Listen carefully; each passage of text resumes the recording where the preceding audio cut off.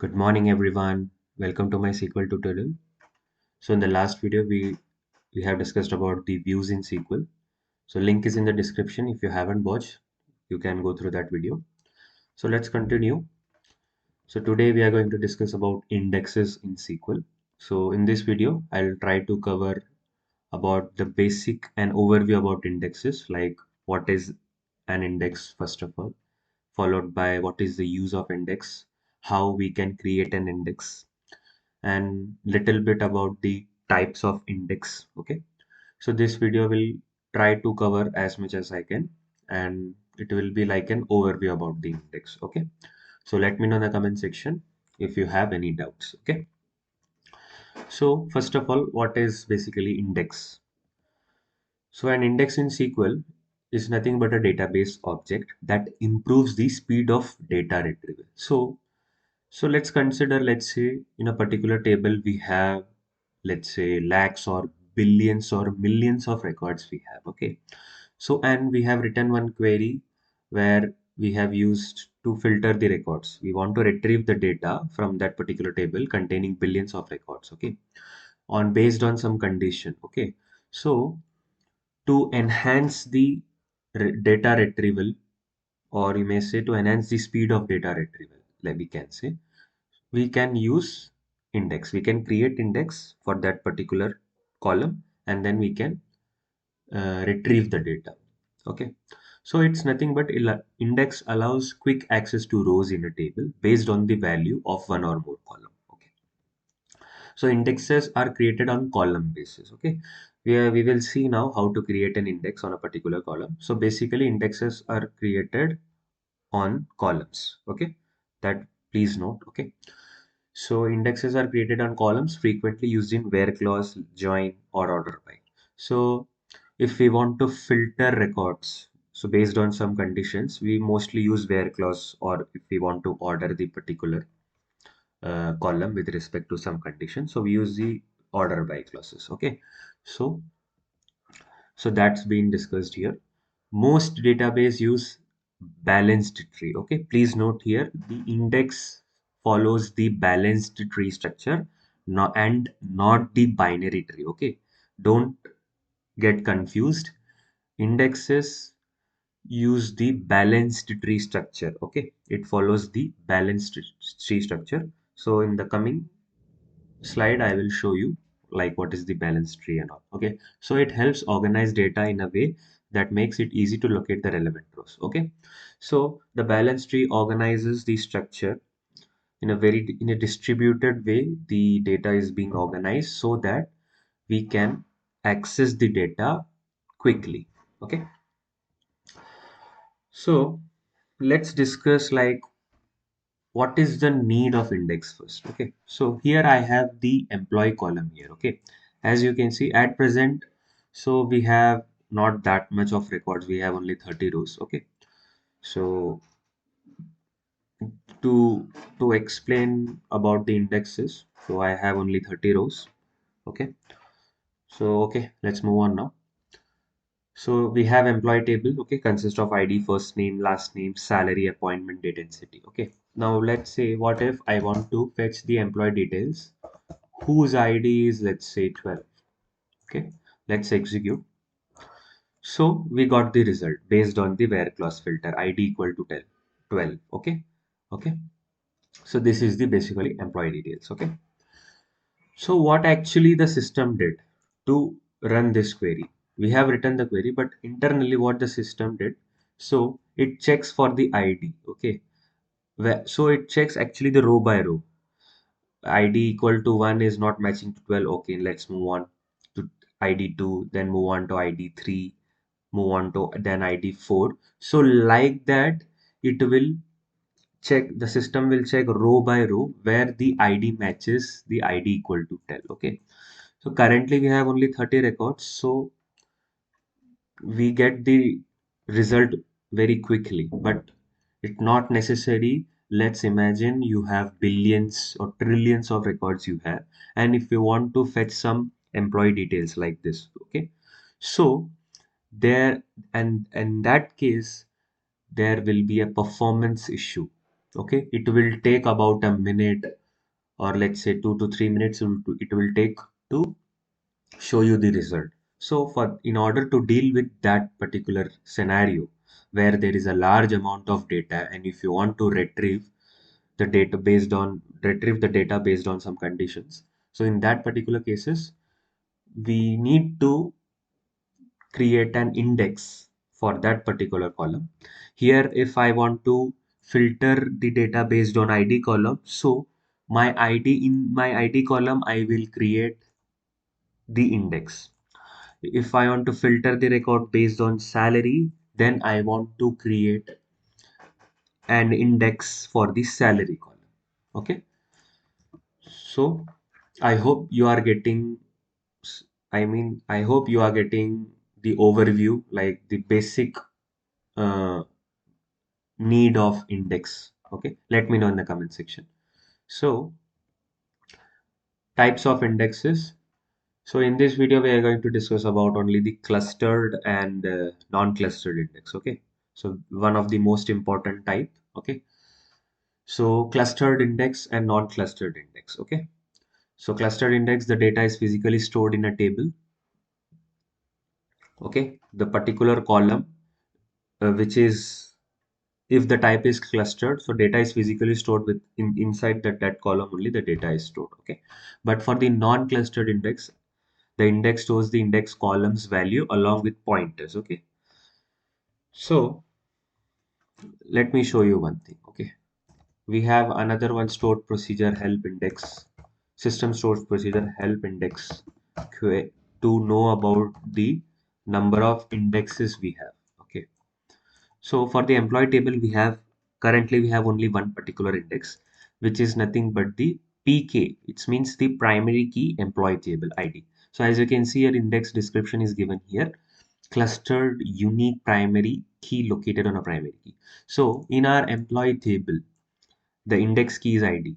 So this particular ID column is a primary key.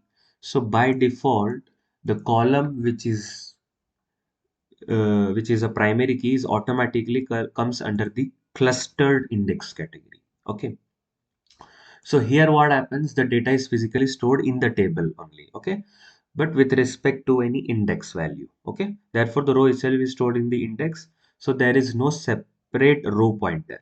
So the basic difference between the clustered and non-clustered index is, clustered index has no any separate row pointer, but for the non-clustered index we have the separate row address which is pointing to the main table.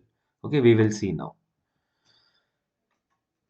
Okay, so these are some types of indexes list here. So there are many types of indexes we have, and each indexes has their own perspective, so you can go through one by one indexes. Okay, so first we'll see how to create an index. So that for that we have basic syntax, create index, okay, followed by the index name, on what particular table you want to create an index, followed by the column name.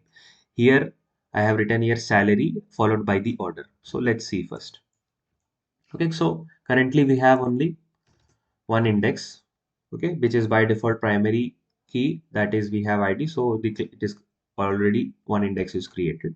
So if we are filtering by ID, so automatically indexes comes into picture here for the data retrieval. So now I want to create, let's say, first analyze the data. Okay, in the employee table, I have these columns. Okay, so based on ID, we can retrieve the data. Apart from that, we can uh, retrieve the data based on first name also in some scenarios. Okay, but mostly if we want to order the employee details list with respect to salary, so in this employee table for salary column, we don't have any index. So let's create an index for salary column. Okay. So create index name. So standard convention is we write ix underscore table name followed by the salary. So this is basically the index name. Okay. This is the standard naming convention. Okay. If you want to write simply, let's say if you want to write simply employee underscore salary, it will work. Okay. So, but the standard practice, we have to write ix underscore employee underscore salary. Okay. So these are index name on which table? On employee table, followed by inside the parenthesis column name. This is in employee table, we want to create an index for salary. So salary ascending order. If you are not mentioning any ascending or descending order, it will work. Okay. But let's say I want to create an index on salary in ascending order. Okay. Let's execute. Command completed successfully. Let's execute this system stored procedure help index. So as you can see, we have another index which is ix employee underscore salary. As you can see here in the index description, we have non-clustered index. Okay, on salary column. So what actually the non-clustered index will do? This is the data, right? This is the employee details data we have. So here what we did, we created the index for salary column. So automatically that for that salary column, a separate row address is is also created, which is pointing to the main salary column, main table salary column. Okay. So now for the salary column, let's say for the John Doe, whose salary is 55,000. So ultimately, which is a not due to non-clustered index, it has its row address. For each salary has their row address, which is pointing to the main column. This is our employee table salary column. Okay. So this this is the basic, I mean the basic understanding of how the non-clustered index is created. Okay. I mean how the non-clustered index actually works. Okay. Each row has its separate row address, which is pointing to the main tables column where we have applied the index. Okay. So here we have successfully created the index on salary column. Okay. So now let's say if I want to know the employee details whose salary is, let's say, above 60,000. Okay. So as you can see, we have 14 employees. So basically, if we have at presently, currently, if I am having here, let's say billions or trillions of record in the employee table, so then we can observe the results by applying the same where filter without creating an index on salary column and after creating index on salary column. So what is the speed of execution? I mean the execution speed, or we can say in other words, the data retrieval. So you may see the where there will be a there will be a huge difference. Okay, as soon as you create an index. Okay. So here I have created index on salary column because there might be scenario where I have to filter the employee list based on salary. So for that reason, I have created index for salary. Okay. So with respect to the business requirement, okay, we can create indexes and we can enhance the performance of the software. Okay. So I hope you guys are getting. Okay. Let me know in the comment section. So this is a, like say, basic understanding like how the balance tree actually works. Okay. So consider this 10, 30, 50 as a, let's say, for employee IDs. Okay. Now let's say I want to fetch the employee details whose ID is 10.